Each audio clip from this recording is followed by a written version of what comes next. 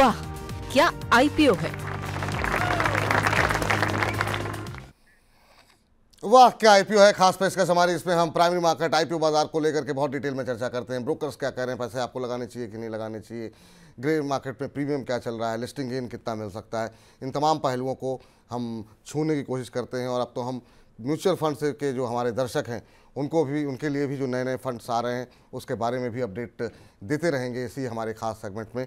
शौर्य के पास चलते हैं। शौर्य बताइए आज क्या कुछ खास है, और ख़ास तौर से जो रिस्पांस हम देख रहे थे कल तक थोड़ा सुस्त दिखाई दे रहा था, क्या उसमें कुछ बढ़ोतरी देखने को मिल रही है? जी, बढ़ोतरी बहुत तेज़ी से बढ़ रही है। जैसे जैसे टाइम बढ़ रहा है वैसे बढ़ती जा रही है। भारतीय एक्सकॉम को जब ग्राफिक्स बनाए थे तब 2 गुना बढ़ा था, लेकिन अभी लेटेस्ट आंकड़ों के हिसाब से देखें तो 7 गुना ज़्यादा सब्सक्राइब हो चुका है। और इंपॉर्टेंट पॉइंट ये, सबसे ज़्यादा सब्सक्रिप्शन हुआ है QIB कोटा से, यानी जो क्वालिफाइड इंस्टीट्यूशन बायर्स हैं वो रिटेल और हाई नेटवर्थ इंडिविजुअल के मुकाबले ज़्यादा कॉन्फिडेंट इस कंपनी में नजर आ रहे हैं। और इसका ग्रे मार्केट में प्रीमियम नजर डाले तो 10% का ग्रे मार्केट में प्रीमियम चल रहा है। जैसे बात करें QIB इसके लिए कॉन्फिडेंट है, और उसकी वजह से मोस्टली ब्रोकर्स ने भी सब्सक्रिप्शन की ही राय दी है। जी चलिए, तो ज़्यादातर ब्रोकर्स की जो है वो सब्सक्रिप्शन की सलाह यहाँ पर निकल के आई है। जरा ब्रोकर्स की राय दिखा दीजिए एक बार स्क्रीन पर, ताकि हमारे दर्शक समझ सके कि अलग अलग ब्रोकरेज हाउसेस किस तरह की राय यहाँ पर दे रहे हैं। तो उसमें AUM कैपिटल का मानना है सब्सक्राइब करें, कैनरा बैंक सिक्योरिटीज़ कह रही है सब्सक्राइब करें, SMIFS का मानना है सब्सक्राइब करें, और स्टॉक बॉक्स भी सब्सक्राइब करने की ही सलाह दे रहा था।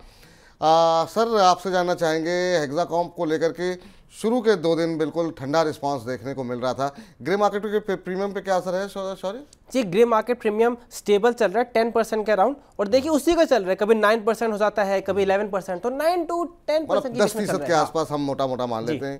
तो आईपीओ को लेकर के उतना उत्साह नहीं दिखाई दे रहा है, इसके पीछे क्या कारण मान रहे हैं, और क्या सिर्फ इस वजह से कि OFS है इसलिए? आपकी क्या राय है सर?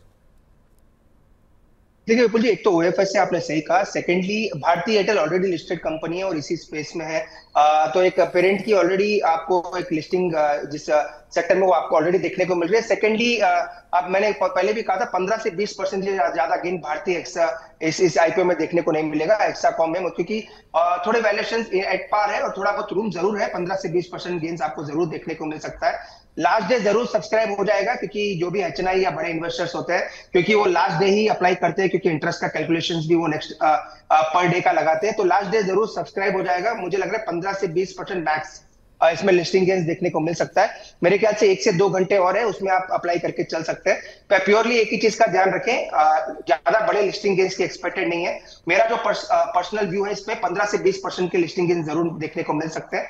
तो अगर वो लिस्टिंग गेन अगर आप ले सकते हैं, क्योंकि आजकल तो 100-150% की लिस्टिंग गेन्स की सबकी आदत हो चुकी है। अगर 20% की लिस्टिंग गेन अगर आप मान के चले, अगर वो आप कमाना चाहते हैं तो ही अप्लाई करें, वरना आपको सेकेंडरी मार्केट में भी अच्छे लेवल्स पे स्टॉक जरूर देखने को मिल सकता है। चलिए, तो यहाँ पर सब्सक्रिप्शन की सलाह अरुण जी की तरफ से निकल करके आई है, और अरुण जी का कहना है कि यहाँ पर 15 से 20% तक के रिटर्न की उम्मीदें आप यहाँ पर लगा सकते हैं। तो सब्सक्राइब करने की सलाह है। आखिरी के 1-2 घंटे बचे हैं, इसमें ही आपको फटाफट सब्सक्राइब कर लेना चाहिए अगर करना चाहते हैं तो। चलिए SME क्षेत्र में जरा देख लेते हैं क्या कुछ IPOs खुले हुए हैं। शौर्य फटाफट बताइए। जी, SME क्षेत्र में 2 लिस्टिंग हुई है आज। पहली है TAC इन्फोसेक, और TAC इन्फोसेक 174% के प्रीमियम पर लिस्ट होती हुई नजर आई है। NSE पर 290 पर लिस्ट हुई है, और इश्यू प्राइस था 106, और IPO कुल 400 गुना से ज़्यादा सब्सक्राइब होता हुआ नजर आया था।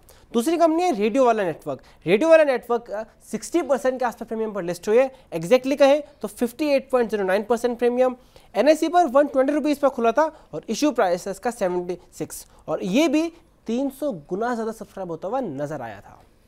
सर मेन बोर्ड पे IPO पिछले 5 फ्लॉप हो गए, SME के अंदर तो धमाकेदार पे धमाके हो रहे हैं, क्या रहा है सर? क्या कारण मान रहे हैं कि 100% से ज़्यादा की सारी लिस्टिंग हो रही है? कोई टिप्पणी आपकी इन 2 लिस्टिंग पर? देखिए, जो TSEC का जो IPO था, ये विजय केडिया जी जो है, जो बड़े एस इन्वेस्टर है, उनका बैक्ड वाली कंपनी है, तो उसकी वजह से आपको वहाँ प्रीमियम भी ज्यादा देखने को मिला। और इस IPO पे मैंने सब्सक्रिप्शन की राय भी दी थी। नो डाउट कितने लोगों को आया वो अगेन क्वेश्चनेबल है, क्योंकि बड़ा सब्सक्रिप्शन आपको स्टॉक में देखने को मिले। इसलिए जो भी लिस्टिंग गेन्स जिसको भी बने हैं, जिनको भी अलॉटमेंट आया, जो भी लकीली स्टॉक के अलॉटमेंट में आते हुए नजर आ रहे हैं, तो उसमें प्रॉफिट बुक करने की राय है, क्योंकि एसएमई सेगमेंट में मेरी कोई लॉन्ग टर्म इन्वेस्टमेंट की राय अभी नहीं है। चूंकि एक बड़े इन्वेस्टर का नाम है, कंपनी के बैक्ड जो भी पब्लिक डोमेन में है, तो इसलिए मुझे लग रहा है प्रीमियम भी ज्यादा देखने को मिल रहा है। तो मुझे लग रहा है जिनको भी लिस्टिंग गेन्स बन रहे हैं, एक बार का प्रॉफिट बुक करके निकल जाना। ठीक, चलिए, तो ये बात रही एसएमई क्षेत्र की लिस्टिंग की, मेन बोर्ड के जो आईपीओ खुले हुए हैं।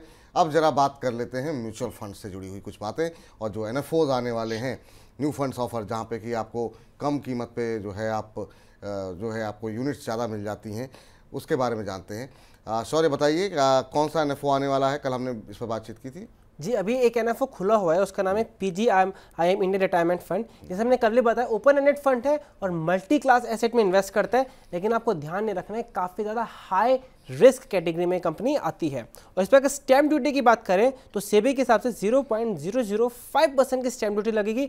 इस पर ना ही कोई एग्जिट लोड है और ना ही कोई एंट्री लोड नज़र आ रहा है। लेकिन अगर आगे आने वाले टाइम में अगले हफ्ते से और भी एनएफओस खुलते हुए नजर आएंगे, जिसके बारे में आपको बताते रहेंगे। बिल्कुल बताते रहेंगे। और देखिए, PGIM का इंडिया रिटायरमेंट फंड है, जिसमें कि रिटायरमेंट की तैयारी जो है आप अगर करना चाहें तो बिल्कुल कर सकते हैं यहाँ पर।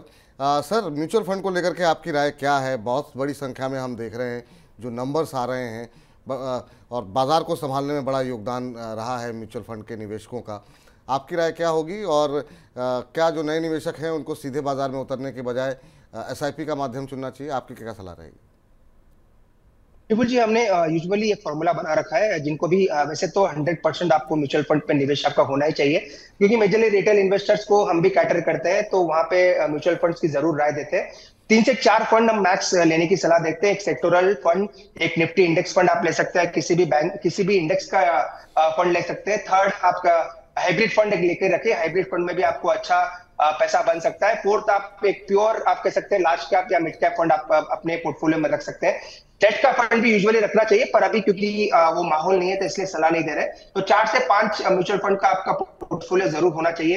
एक सेक्टोरल फंड होना चाहिए, एक सेक्टर फंड, एक आप इंडेक्सेस फंड ले सकते हैं, एक आप हाइब्रिड फंड ले सकते हैं। 3 से 4 म्यूचुअल फंड आपका जरूर होना चाहिए। जब भी मार्केट 5 से 6% करेक्ट हो, वहां पे आपको लमसम अमाउंट भी म्यूचुअल फंड में डालना चाहिए, और आपकी जो SIPs है एवरी मंथ कंटिन्यू करने चाहिए। तो डेफिनेटली म्यूचुअल फंड में निवेश की सलाह रहती है। अगेन, ऐसे म्यूचुअल फंड में निवेश ना करें जिसमें ज्यादा आपको रिस्क नजर आए या फिर ज्यादा आपको जोखिम नजर आए। बेटर है बड़े म्यूचुअल फंड्स जिनका AUM भी काफी अच्छा है, वहां पे निवेश करके चल सकते। अच्छे बढ़िया बड़े म्यूचुअल फंड में निवेश करना चाहिए, और 4 से 5 फंड ऐसे आइडेंटिफाई कर ले जहाँ पे आपको अच्छे रिटर्न मिल सके। और अच्छे वो फंड हैं कौन से, इसके लिए आप मनी9 देखते रहिए, सारे प्रश्नों के उत्तर मिल जाएंगे। और हर बुधवार को शाम को 4 बजे हमारा म्यूचुअल फंड स्पेशल शो होता है। इसके अलावा मनी9 के ऐप पर आपको म्यूचुअल फंड सेंट्रल के नाम से हर महीने हम पूरे महीने भर का डेटा लेकर के इकट्ठा होते हैं। तो म्यूचुअल फंड से जुड़ी कोई भी जानकारी के लिए मनी9 जो है वो सबसे अच्छी जगह है। बहुत बहुत शुक्रिया शौर्य, आज ये अपडेट देने के लिए और तमाम फंड्स पे और तमाम IPOs पे बातचीत करने के लिए बहुत बहुत शुक्रिया आपका। तो फिलहाल वाह क्या IPO है में इतना ही। वाह क्या IPO है।